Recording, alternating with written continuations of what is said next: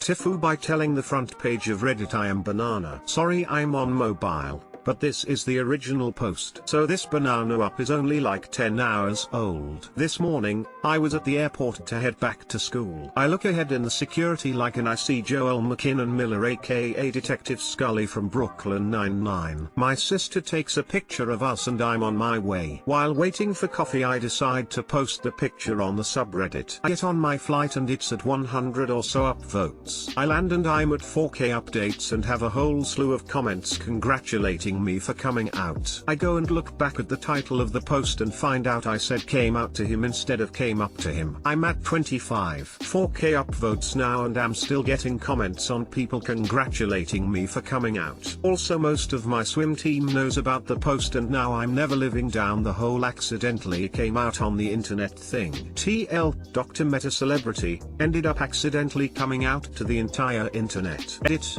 to make explicitly clear, no I am not banana. Truthfully the way your original title was phrased it didn't even occur to me. I figured it was a typo. Well, it's on the internet, you have no choice now but to find a nice man and settle down. Well zucchini. Thought this post was funny. Then clicked on the original, and the sweatshirt you're wearing makes it hysterical. A recent comment made the point that it was a perfect Freudian slip. This also belongs on r/suddenly gay. Maybe r/accidentally gay. I love how this post didn't explain you weren't butternut until you edited it. Yeah, not banana. Jury's still out on my level on intelligence though.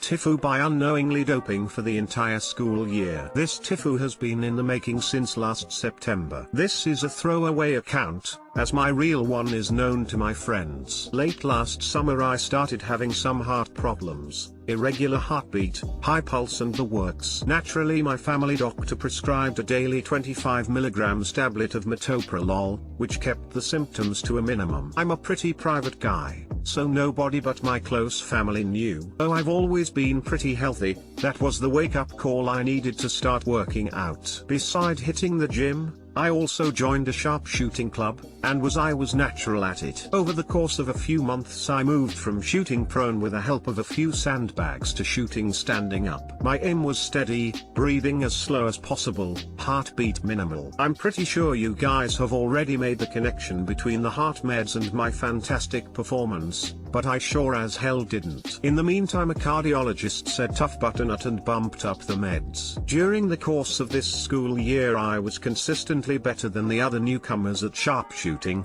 winning small tournaments in the club. Soon they decided to have me participate in a bigger tournament, with an actual prize. The stakes were high, but I was a stone cold shooter. Later that day checking out my Fitbit, I found that my pulse had never gone over 85, and that was when I had to bicycle over the range. Flash forward 2 more tournaments to today. My friend jokingly mentioned that I must have been doping to do so well and the dots connected. I googled metoprolol doping. There it was. Still haven't told anyone, but Reddit. TL doctor started taking beta blockers for heart problems, joined a sharpshooting club and won 3 tournaments by unknowingly using a common doping drug.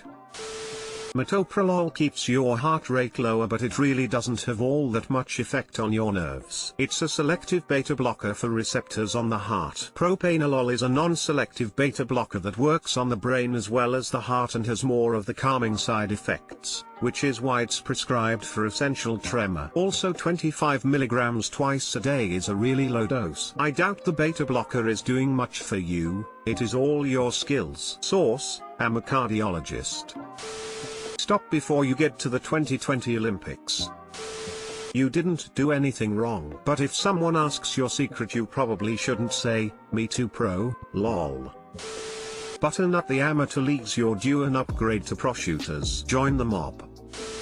TIFU twice by grabbing a new coworker's coconut and then forgetting her husband died. Happened an hour ago on lunch, so a real TIFU for you guys. Wednesdays our department head takes everyone out for a long lunch. It's a special time we all look forward to in our boring 45-hour work week. It is normal to carpool all together and naturally I drive my 2 friend coworkers each time. However this week we have a new hire just out of grad school, we'll call her Sarah, changed. She's quickly picking up pace with the rest of the office and settling in nicely. While everyone is leaving the office for lunch, I offer her a ride in my car with the other two and she agrees and hops in the passenger seat. Now here's where the first zucchini up happens. While on the way to the restaurant, Sarah is picking up on the group dynamic and tagging in on some good banter. Everything is going smooth, and then while crossing into an intersection, the car in front of us gets swiped by someone who thought they could make the right turn in time. Traffic comes to a halt and I slam on the brakes, and in doing so reach out to my right to stop her from flying forward. I check to see we are all good and everyone is okay, while realizing I am currently full on Honkins errors right knocker. My words start to trail off. Butternut, I hope everyone is okay. That kind of sentence that time slows down in.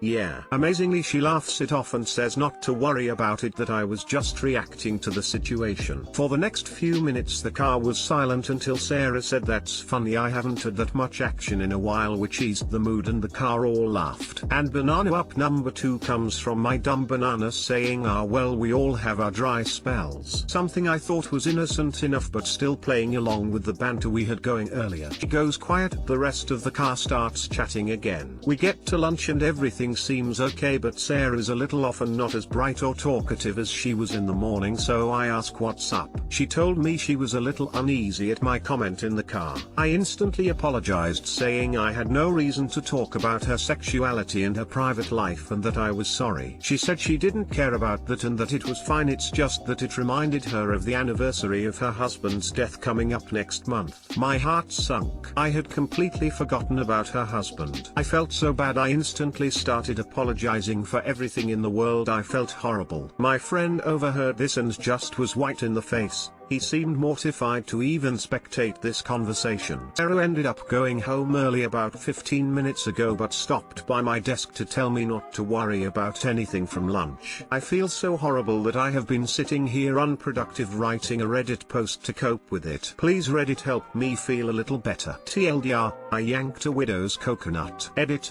formatting PS. Zucchini, I didn't check this for hours until I got home. Thanks for all the kind words and your internet points. I never thought I'd be given gold for stopping short, thanks.